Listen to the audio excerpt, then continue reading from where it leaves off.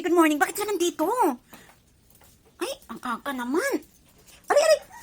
Saglit. Ay, guys, good morning. Maaga pa pagising ko, nandito na to. Ang gulo ng alaga ko. Tungtuwa siya pagising ko. Bili ka na ng pandesal? Ito. Hi guys, kape tayo. Ayan, kape tayo, guys. Meron ng pandesal. Yan. Bumili na siya ng pandesal. At ito na rin yung mga gawain niya sa umaga na ginagawa niya lagi, nagwawalis. At ito na nga mga guys, yung pagkatapos namin magkape, hindi ko na siya napansin sa loob. Nandun na pala siya sa labas guys, naglalaba. Ibinabawal ko sa kanya yung paglalaba ngayong panahon na to kasi sobrang lamig, baka ubuhin na naman siya. Ikaw ang aga-aga mo siya naglalaba. Ayan ano naman. Para makakaaw. Ang lamig pa yan, ang lamig, ang lamig, ang lamig. Uubuhin ka na naman. Hindi, ngayon lang naman. Ay nako, bitawan mo yan. Bitawan mo yan.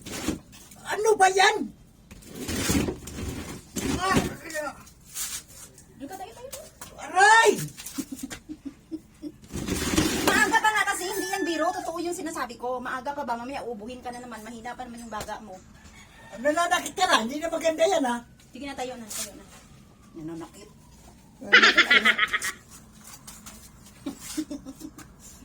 Pati kita nito.